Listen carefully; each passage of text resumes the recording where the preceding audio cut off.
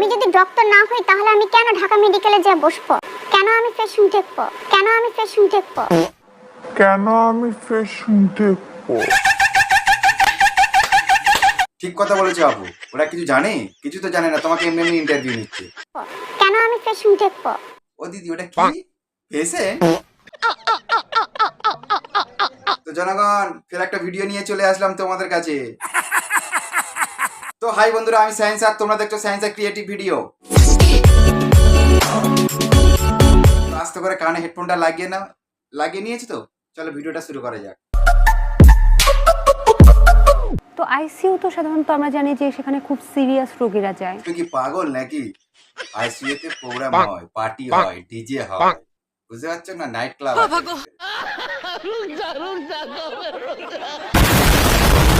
জনগণ, ফের একটা ভিডিও নিয়ে তোমাদের কাছে চলে আসলাম। বড়রা আর বাচ্চারা এই ভিডিওটা তোমরা দেখতে পারো, কোনো অসুবিধা নেই। তো ভিডিওটা শুরু করা যাক। আজকে যাকে নিয়ে কথা বলবো সে কেউ না, বাংলাদেশের ফেমাস এবং খুব নামি দামি ডক্টর। নিয়োগপত্র কি আপনি এনেছেন সাথে? অ্যাকচুয়ালি আমি সাথে করে আনতে পারিনি, কারণ আমার বাসার থেকে তারা গায়েব করে দিয়েছে। Women. তোমার বাসা থেকে গায়েব কি করে করবে? তোমার বাসায় অন্যজনে এসে গায়েব করে দেবে? সঠিক বলেছেন।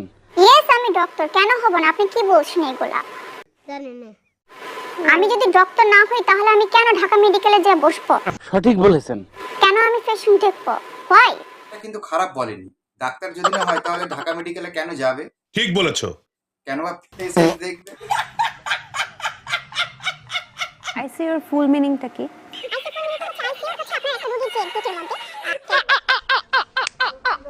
আপা আইসিইউ মিনিং জিজ্ঞাসা করেছে, আইসিইউর মানে কি জিজ্ঞাসা করেছে, এত কিছু জিজ্ঞাসা করেনি। তুমি তো সে পুরো ইতিহাস খুলে বসে আছো। Women.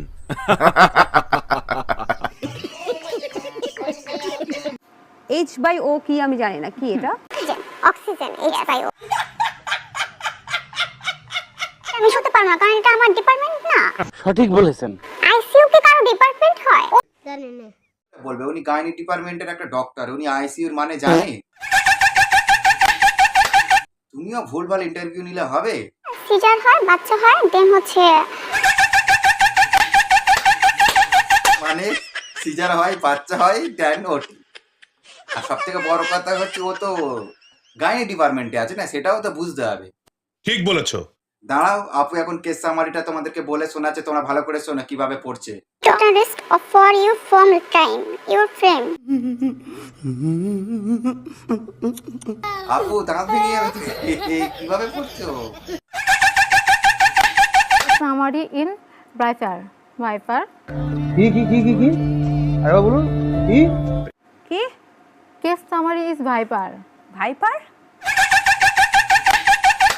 ওয়াইপার? সেটা আবার কি?